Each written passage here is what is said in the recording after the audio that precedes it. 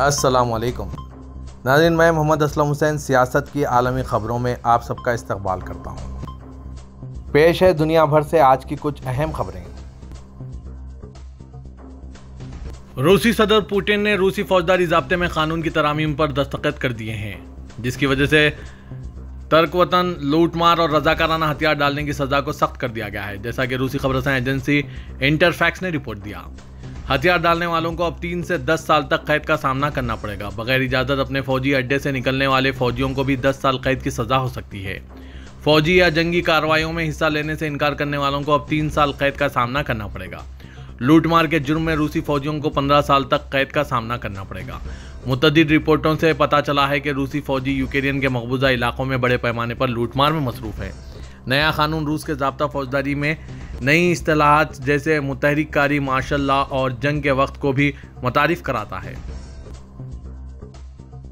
Ukraine के सदर Zelensky ने कहा है कि ईरानी सफ़ीर का एक्रीडेशन मनसूख कर दिया जाएगा और कैफ में ईरानी सिफारती अमले को रूसी अफवाज ने यूक्रेन पर हमले के लिए ईरानी ड्रोन इस्तेमाल करने के नतीजे में कम कर दिया है।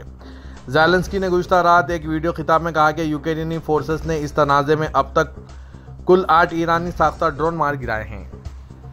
आज रूसी फौज ने ईरानी ड्रोन का इस्तेमाल इलाके ओडेसा पर अपने हमलों के लिए किया। ज़ेलेंस्की ने कहा कि मैंने वज़ारत ख़ारजा को इस हकीकत पर सख्त रद्दअमल ज़ाहिर करने की हिदायत जारी की है। इनमें से 6 ईरानी ड्रोन मशरिक़ और जनूबी कमांडोज के हमारे फ़िज़ाई दिफा ने मार गिराए हैं। एक और को बहरिया के फ़िज़ाई दिफा के जरिए ज़मीन पर लाया गया था। फ्रांस की टोटल एनर्जीज ने कतर की कुदरती गैस की पैदावार में तोसी के लिए सरमायाकारी के एक नए मुआहदे पर दस्तखत किए हैं, जबकि यूरोप रूसी सप्लाई को तब्दील करने के लिए तोनाई के नए ज़राए तलाश करने की कोशिश कर रहा है। हफ्ते के रोज़ टोटल एनर्जी के चीफ एग्जीक्यूटिव पैट्रिक यूयान के साथ बात करते हुए कतर के वजीर तोनाई साद शरीदा अल काबी ने ऐलान किया है कि फ्रांसीसी तोनाई कंपनी के पास north field south gas project में 9% हसस होंगे, जो वसी फील्ड के हिस्से में पहले गैर मुल्की शराकतदार बन जाएगा। कतर के वजीर तोनाई ने सरकारी पेट्रोलियम कंपनी का हवाला देते हुए कहा, कतर एनर्जी आगे बढ़ रही है ताकि साफ तोनाई की बढ़ती हुई आलमी तलब को पूरा करने में मदद मिले।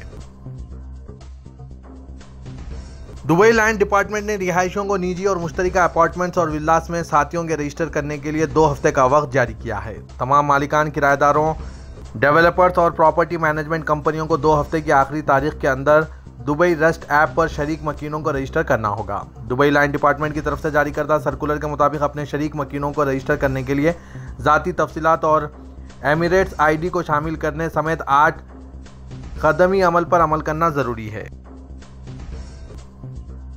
मुत्तहिदा अरब इमारात के पब्लिक प्रोसिक्यूशन ने गुमशुदा जायदाद रखने वालों पर 20,000 दरहम यानी 4,42,435 हिंदुस्तानी रुपए तक जुर्माना और 2 साल कैद का ऐलान किया है।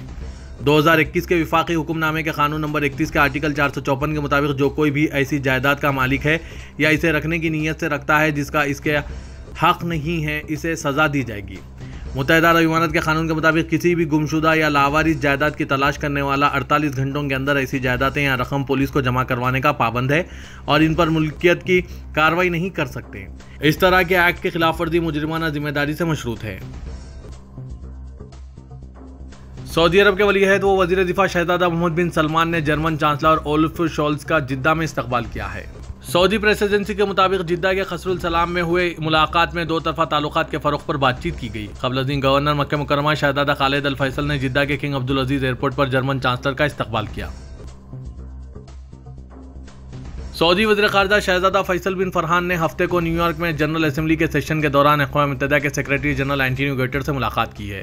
सरकारी खबरसां एजेंसी एसपीए के मुताबिक मुलाकात में सऊदी अरब और अक़वाम मुत्तहिदा के दरमियान ताउन के पहलुओं का जायजा लिया गया। हालिया बैनुल-अक़वामी पेशरफ्त कोशिशों और आलमी अमन व सलामती बढ़ाने पर तबादला ख्याल किया गया। अक़वाम मुत्तहिदा के सेक्रेटरी जनरल ने यमन में फ़रीक़ीन के दरमियान जंग बंदी और बहरान के सियासी हल के लिए सऊदी अरब की मुसलसिल कोशिशों की सताइश की है।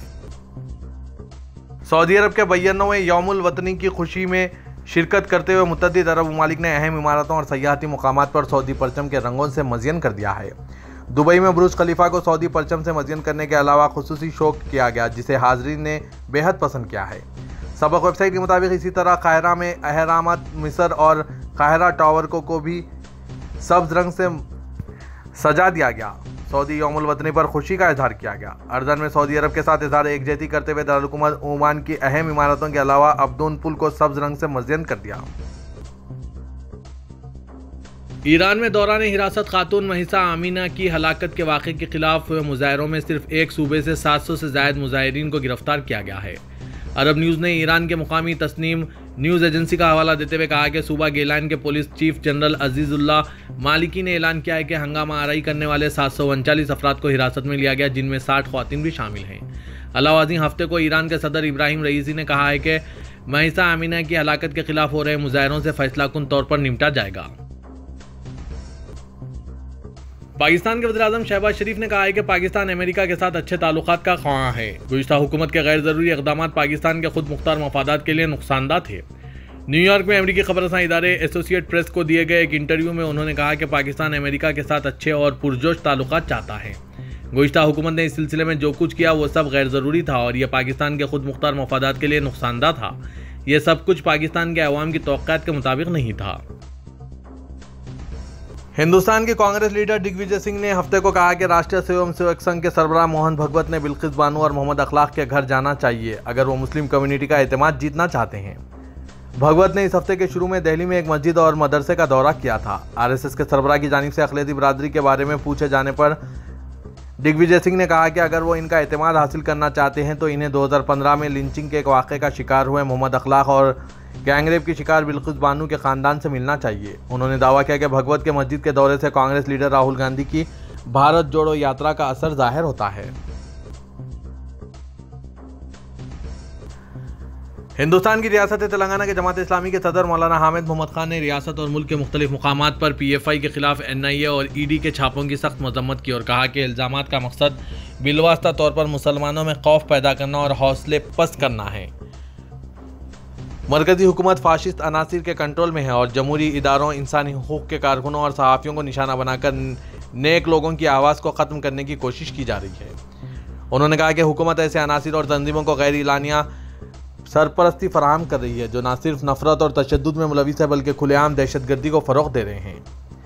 हामिद मोहम्मद खान ने मज़ीद कहा कि हुकूमत का यह रवैया आईन हिंद की बालादस्ती के लिए एक चैलेंज बन गया है।